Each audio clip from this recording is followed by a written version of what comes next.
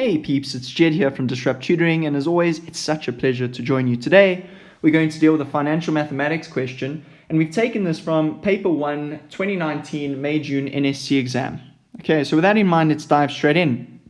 Now, in this particular video, we're going to deal with 6.2.2. In the previous video, we dealt with 6.2.1, and essentially, we've been given the story about Jane, 10 months into a loan of 800,000 Rand. She's got an interest rate of 10.25%, and that's compounded monthly. And the bank has stipulated that she has to pay it off over 20 years, and it must be repaid by means of monthly repayments of 7,853 Rand,15. Okay? But now they've said to us in 6.2.2 that due to financial difficulties, Jane missed the 7th, 8th, and 9th payment. She was able to make payments from the end of the 10th month onwards. Calculate Jane's increased monthly payment. Now, I'm going to write a couple of steps down for us because this can be quite a technical question. So the very first thing we need to try and figure out is how much is left on her loan. So we need to calculate the balance, okay? And that is the balance owed. That's our first step. Right. Once we've got that, okay, we move on to the second step where we need to look at the present value or the amount, okay, of that balance after the 3 months that she hasn't paid. So we need to grow the balance for 3 months, okay? Once we've got that, we've got the new present value, okay? And then we need to calculate the installment, okay? So those are the steps we need to go through. Let's do step by step. So for step 1, we need to calculate the balance. Okay, so how do we do that? The first thing we need to do is know what is left of the loan. So we need to grow the loan. So she started with 800,000, but now we are 6 months in. So we need to see what that would have grown to. So that is going to be 800,000, okay, which is the starting point or the present value of the loan. And we're going to grow that for 6 months. Okay, the interest rate here is 0.1025. We divide that by 12 because it's compounded monthly. And it's grown for 6 months, so we can just write a 6 over there. Now we need to subtract, okay, what she has already paid. So that's going to be the future value. We're going to use the future value formula here, and we're going to calculate the future value based on those monthly installments that she's made for 6 months. Okay, so let's plug in all of our values. So it's going to be 7,853,15. We then need to open our big brackets. Then we've got the small pair of brackets, so it's going to be 1 plus. Again, we're going to have our interest rate of 0.125. Looks like I'm running out of space here. Over 12. Okay. That is also for 6 months. She's paid it for 6 months. Minus 1. And we close the big brackets. That is all over 0.1025, which is our interest rate over those 12 months. Very, very important. You can find these formulas on the formula sheets. I recommend that you don't need that formula sheet when you write your maths exam. You've got to know these formulas like the back of your hand. It saves you so much time. You can always check, double check, but it's very important that you go in as prepared as knowing all of these formulas by heart. Right, we move on to the second step. That 800,000 grown over those 6 months is going to give us 841,885,56, and we need to subtract the 48,136,62. That is the monthly installment that she has paid over those 6 months grown, okay, because we need to add the interest rate to that.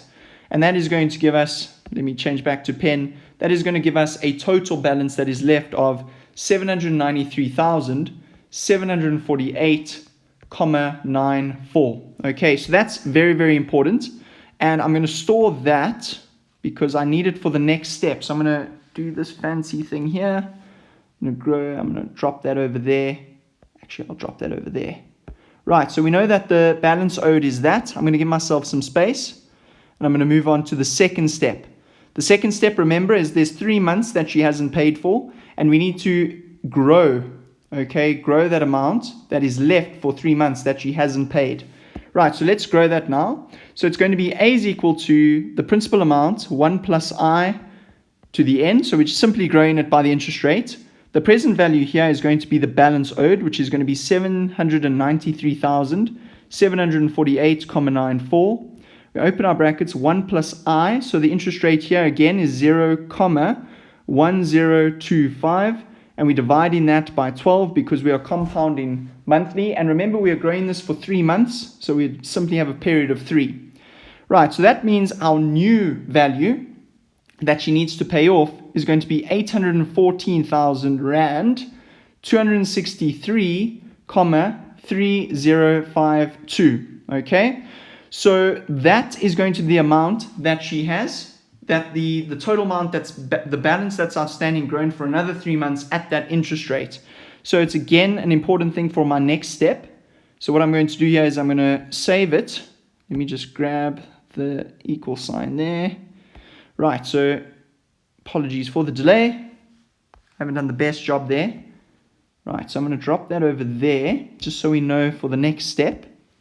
Right, so the last step is we need to figure out what this new installment's going to be. And we're going to use our present value formula again. Okay, so the present value formula, I'll write it in quickly, is going to be equals x. We're going to open up 1 minus 1 plus I to the minus n all over I. Okay, so now we need to plug in all of the values we know.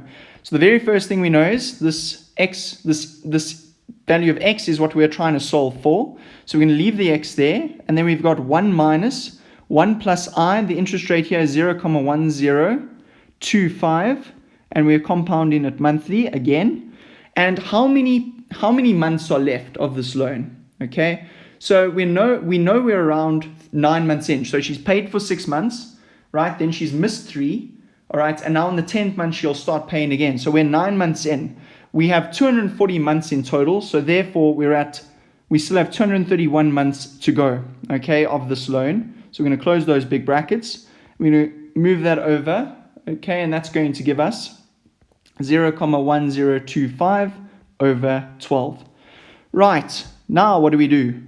Okay, we need to plug in our p-value, okay, so that x is the only thing we need to solve for.